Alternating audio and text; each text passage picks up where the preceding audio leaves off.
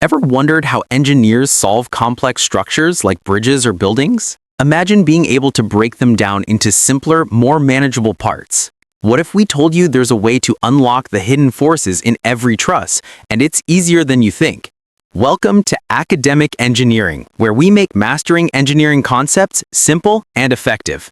In today's video, we're diving into the method of sections, a powerful technique that will help you tackle any truss problem with confidence. We'll guide you step by step through two challenging truss problems, breaking them down using the method of sections. By the end of this video, you'll have the skills to solve these problems yourself, no matter how complex they seem. So grab your pens, get ready to solve, and don't forget to hit that subscribe button to stay updated with more easy-to-follow engineering tutorials from Academic Engineering. Let's start by examining our truss structure. We have a planar truss with 6 nodes, labeled A through F. Notice that support A is a pin support, which means it can resist both horizontal and vertical forces. Support D is a roller support, which can only resist vertical forces. Now, looking at the external loads, we have an 80 kilonewton horizontal force acting to the right at node C, and a 50 kilonewton vertical force acting downward at node F. Pay attention to the geometry here. The horizontal spacing between nodes is 1 meter, and the vertical height from the bottom chord to the top chord is 0.75 meters. These dimensions will be crucial for our calculations. Step 1. Finding the support reactions. Before we can analyze individual members, we need to determine the reactions at our supports. Let's start with horizontal equilibrium. The sum of forces in the x direction equals 0. We have a sub x plus 80 equals 0. This immediately tells us that a sub x equals negative 80 kilonewtons. The negative sign means the reaction at A acts to the left, opposing the 80 kilonewton external force. This makes perfect sense. Now for vertical equilibrium. The sum of forces in the y direction equals 0. We have a sub y plus d sub y minus 50 equals 0. So a sub y plus d sub y equals 50 kilonewtons. But we have two unknowns here.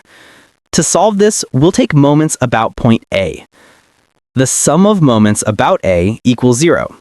D sub y times 3 meters minus 50 kilonewtons times 2 meters equals 0. Notice that the 80 kilonewton horizontal force passes through point A, so it creates no moment about A. That's why it doesn't appear in this equation. Solving for D sub y, we get 100 divided by 3, which equals 33.33 kilonewtons. Now we can substitute back to find a sub y. A sub y equals 50 minus 33.33, which gives us 16.67 kilonewtons. Excellent! We now have all three support reactions. Step 2. Applying the method of sections. Our goal is to find the forces in members BC, CE, and EF. The key to the method of sections is making an imaginary cut through the truss that passes through the members we're interested in. Watch as we cut through BC, CE, and EF with this red dashed line. This cut divides our truss into two separate free bodies. We can analyze either side, but we'll choose the left section because it's simpler. It only has the support reactions at A. Before we proceed, let's establish the geometry of member CE. The horizontal distance is 1 meter, and the vertical distance is 0.75 meters. Using the Pythagorean theorem, the length of CE is 1.25 meters. The direction cosines are cosine theta equals 0.8 and sine theta equals 0.6. Keep these values handy. We'll need them shortly. Step 3. Finding the force in member BC. Here's where the method of sections really shines. We'll use moment equilibrium to isolate this force. If we take moments about point E, notice what happens. Both F sub CE and F sub EF pass through point E, so they create 0 moment. This eliminates two unknowns at once. That's the beauty of choosing your moment center strategically. The sum of moments about E equals 0. A sub y times 1 meter minus F sub BC times 0.75 meters equals 0. The 0.75 meters is the perpendicular distance from point E to the line of action of F sub BC. Solving for F sub BC, we get 16.67 times 1 divided by 0.75, which equals 22.22 kilonewtons. The positive sign indicates tension. This means member BC is being pulled, trying to elongate. Let's highlight it in green to show that it's in tension. Step 4. Finding the force in member CE. Now, we'll use vertical force equilibrium. The sum of forces in the y direction equals 0. We have A sub y acting upward, plus the vertical component of F sub CE. Remember, F sub CE is at an angle, so we multiply it by sine theta. Setting up the equation, A sub y plus F sub CE times sine theta equals 0. Solving for F sub CE, we get negative 16.67 divided by 0.6, which equals negative 27.78 kilonewtons. The negative sign is crucial. It tells us our assumed direction was wrong.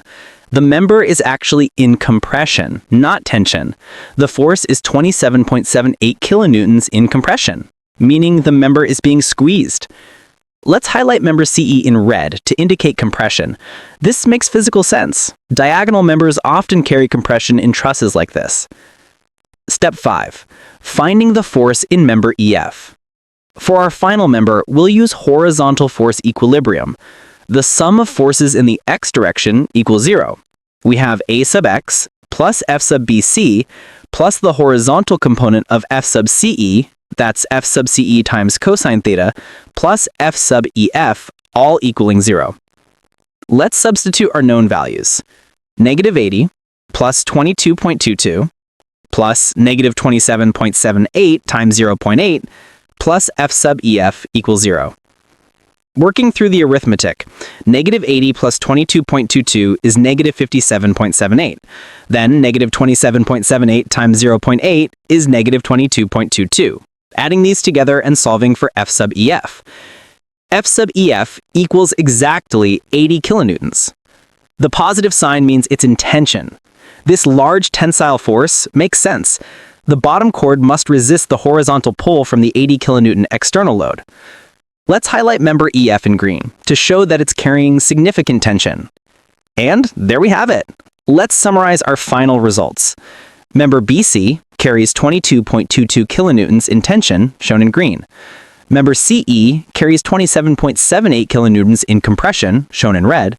And member EF carries 80 kilonewtons in tension, also in green. Notice how the method of sections allowed us to find these three internal forces using just three equilibrium equations, one moment equation and two force equations. We didn't need to analyze every joint in the truss. This is why the method of sections is so powerful. When you need forces in specific members, especially in the middle of a truss, this method is far more efficient than the method of joints. Let's solve question 2. All right, step 1. Let's look at our given truss and the loads acting on it.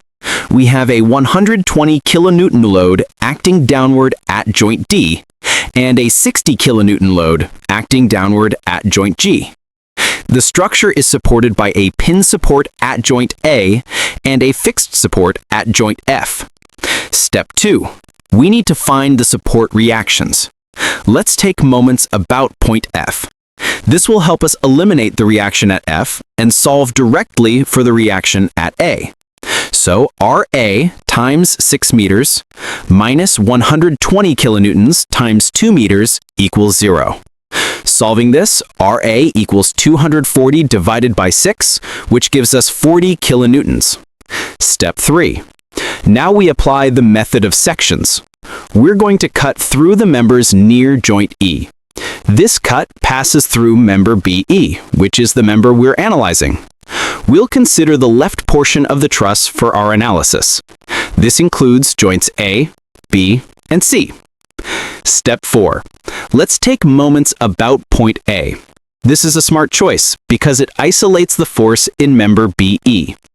Notice that the reaction RA passes directly through point A, so it produces 0 moment about A. Also, there are no external loads acting on this left portion of the truss.